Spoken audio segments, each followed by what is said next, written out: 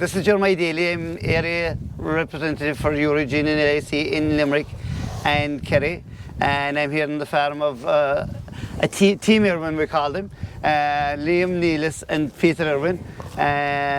So we're just going to discuss where the farm is at and the plans for developing it down the road. So Liam, you're the man that brought it to this stage. How long is the farm in your family always? Was your father farming here, or did he? Yeah, I suppose my father was here and I was here. I fell in and just nearly back in '82, I suppose I took over. And I suppose in '83 then quarters came in and it kind of stopped me of driving on, I suppose.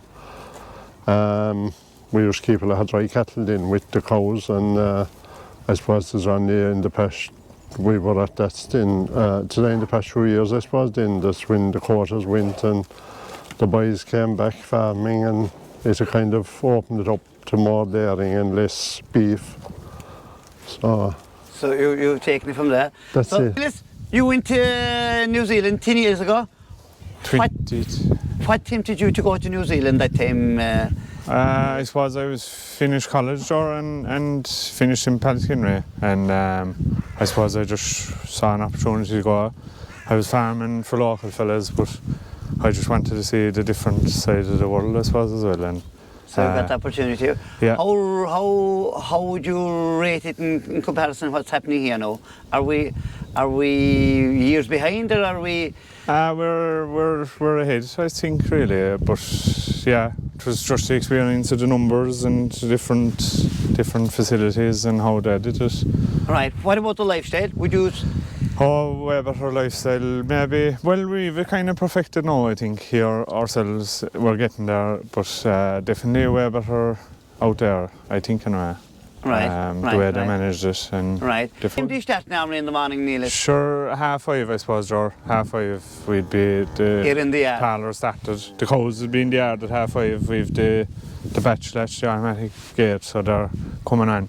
And we're milking for 5:30, and sure, we're finished in the evening, 5 o'clock, unless there's something like a cow calving or whatever. Right. Something small. Something out of the norm. That's it, exactly, yeah. So your day's planned, you start early and you finish early, and... Exactly, yeah. And yeah, we've a milker for Sundays then. He falls in with one of us in the morning and vice versa in the evening, then the other person is back in the evening. So someone always have an evening off. Do you went to New Zealand the same time as Neelis? I suppose, yeah, like Neelis, when I had to go through college, I did Ag Science Dairy Business, I suppose, in UCD, and part of the course was 6 months of work experience in New Zealand in 2011. Yeah, and I went again then in 2016, I suppose, for 6 months again. Just I hadn't got enough of it, I suppose. So. Right, just for the experience. Yeah, I said sure. We were expanding here, and I suppose if I was ever to go, it was then. And yeah, delighted I went again, but it was good to be home as well. It's a bank of knowledge. So, in terms of decision making for all the different things that come up on the farm, how do we sit down as a team and come to a decision and what we'll do, what we won't do? Is if someone has an idea, we'll just say we have an idea now, and we'll just. Yeah, sure. I suppose we try and be as open as we can, and we all eat breakfast together, I suppose, at home, and sure we have an hour in the morning that is generally talking about what's to be done or what's going on or whatever. I suppose Mam does be there as well, and we all kind of go through whatever, and I suppose once a week then we'd kind of write down whatever has the big jobs that have to be done, and someone has assigned them jobs. And right, it's obviously working, because from what I can see, in fairness, any times we discuss anything, we seem to have a fair idea of between you of what we're going to do. Well, I suppose it all came, there was mistakes made as well, I suppose, and we try and learn from them, and I suppose we had to have meetings because people are thinking different ways during the week or during the day or whatever, and you have to, I suppose, to sit down to bring them up, and that everyone's on the same picture, I suppose. Are you involved in discussion groups? We have 3 discussion groups, yeah. There's a local one with Teagasc, then there's a county one, Limerick, Grass Group, and we're with a private one then as well. Right. So very beneficial. Is it? Would you say it's hard to keep up with things without being sure involved it in is. groups? Like I suppose Dad would say, always say, like, once you go outside the gate, you'll learn something. Yes. And if we go meet people, if we're meeting people as much as we can, you'll get different ideas. And I suppose if we can bring home one thing every day we go to, you'll have a lot learned. Yes, so, yes. It is very important, I think, to get out to discussion groups. And learn as you're on the road. There's it is the social side of it, yeah. You're meeting different people, and like that, there's fellas better than you, and there's fellas the same as you, and you'll be learning away. Yes. You'll learn something from everyone. Yes, so, yes. So, breeding strategy, Peter. What is your breeding strategy? Yeah, sure. I suppose his dad said the backbone of the herd was British Frisian when he was breeding them. I suppose, as he said, he dabbled in crossbreeding then about 10 years ago. And we kind of sat down and we talked about it, and Neelis and myself had been in New Zealand, and I suppose we were expanding, and I suppose when you have numbers you need a fairly easy care cow, and that's what the Jersey kind of offered, I suppose, and we kind of went down that route, I suppose. About 5 or 6 years ago then we went kind of full into it, I suppose. Probably was a bit naive at the start in that I suppose not every cow is suitable to be crossbred, get a crossbred straw or a Jersey straw. Yes. And I suppose you came on board there last year, and we kind of went more in depth into what cow had to get what straw, I suppose. It wasn't just a case of a black and white cow got a Jersey straw, because it wasn't, she mightn't have been suitable. Right. It simplifies it. Simplifies it, yeah. We're happy enough now this year with the batch of calves that are on the ground, and the paperwork, the figures seem to be adding up as well the breeding that went on. So how do we select their cows? We just basically covered, working off of EBA or working off of milk records. Yeah, sure.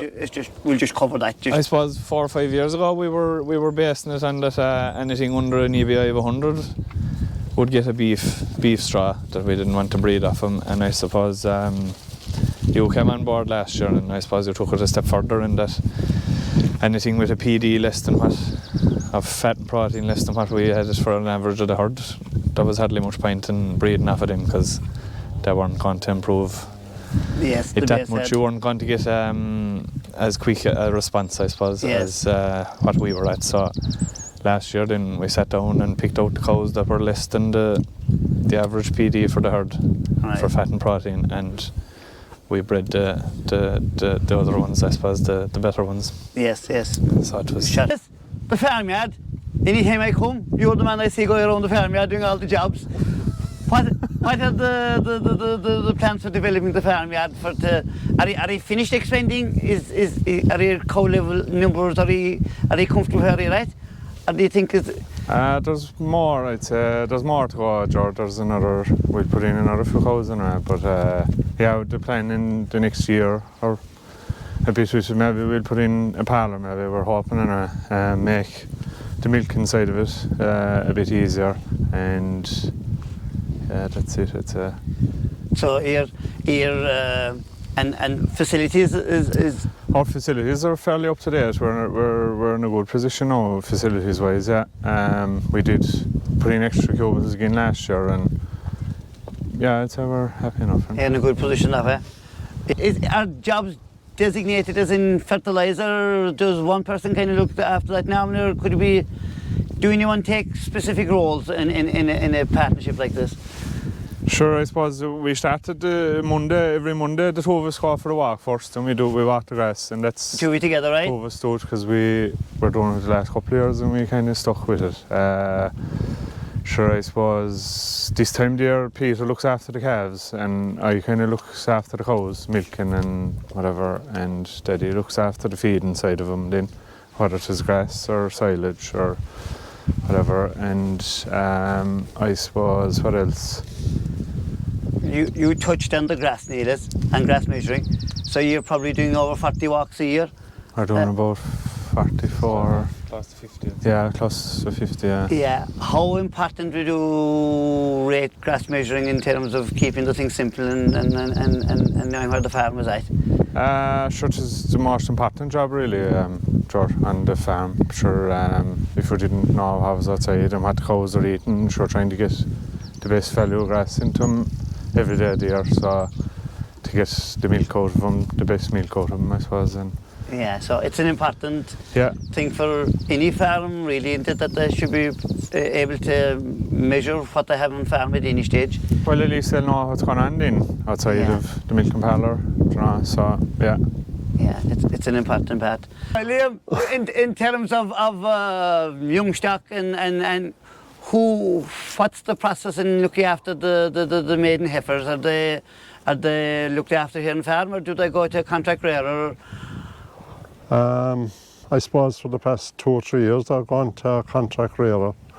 They go in March, and I suppose he looks after all the AIing and that, and the buy the straws or whatever, and he looks after that, and anything that's injections or anything that to get during the year or whatever, then he looks after it, and they come back in November then, and it is working well.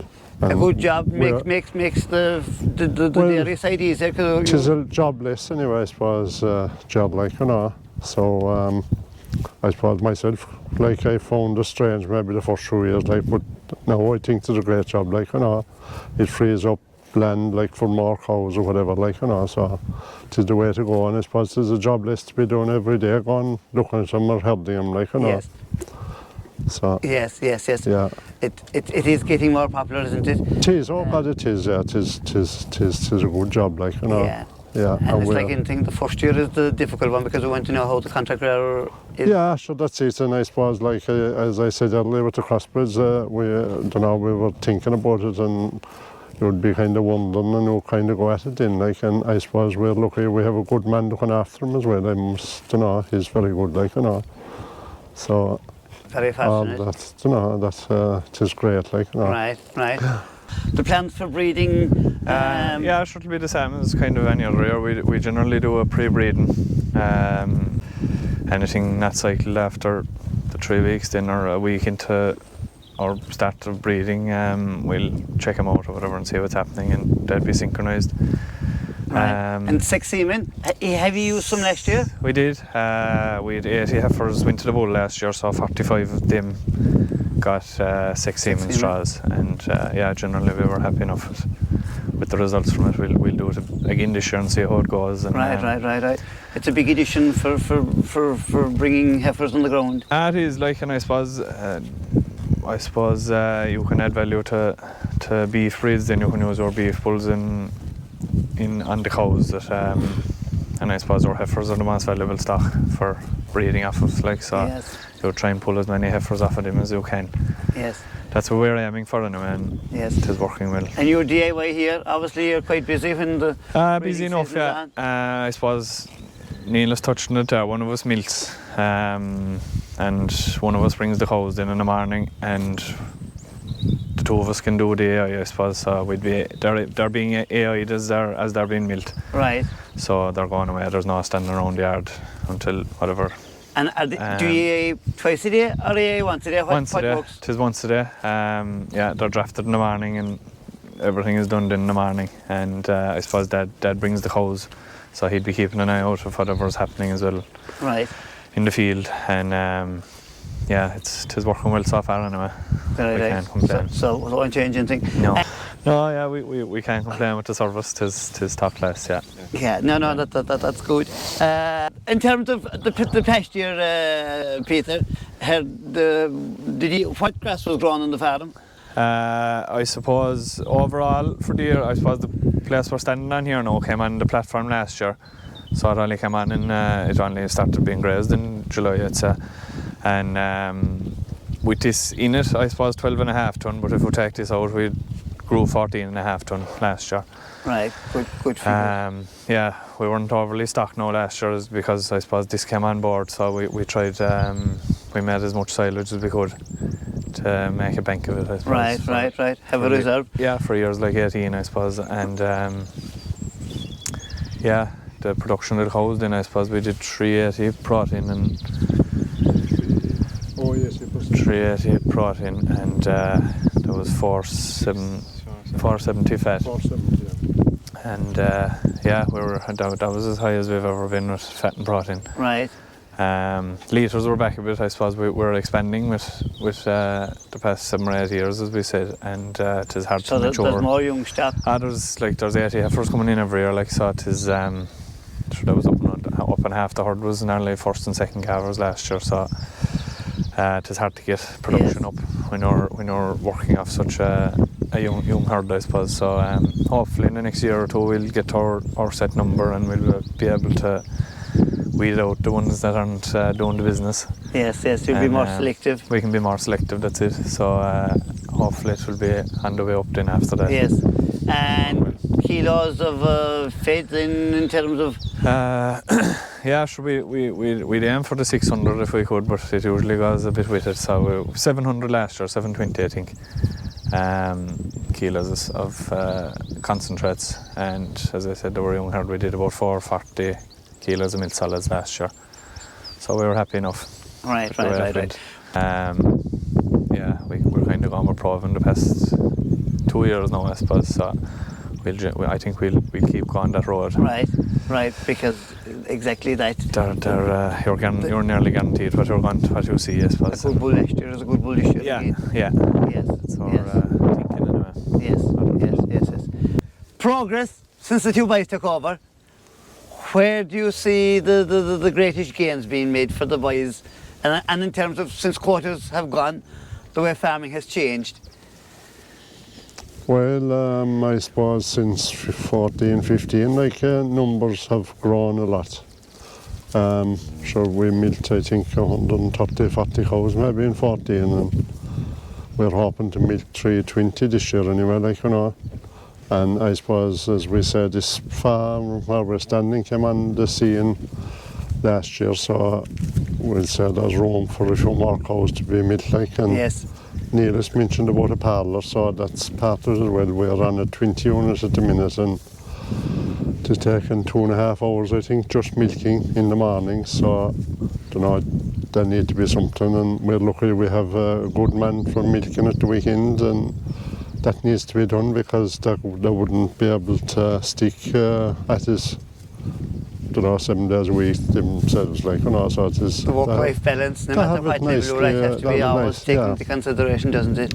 And I suppose they had there for the month of February, when it was very busy, they had 2 fellas coming in, one fella doing 4 nights and the other fella doing 3 nights and doing the calving, so they were able to get their rest anyway, they were finished at 7:30 or 8 o'clock in the evening. They could walk away and be on again at 6 in the morning, so you would be at least with a 1 night's sleep or whatever, so I think they have it well planned out, to be honest about it. And I suppose going back to 10 years ago, they went to New Zealand and they learned a lot from it, because they see how they dealt with numbers, and they're bringing us to practice here now, and thanks be to God, it's going well, Sure. Yeah. So 6-week calving rate is what you say? It is about 84 or 5, I suppose, Jed, so it is good, It's one of the key drivers in profit on the farm, isn't it? It is, by a long shot, and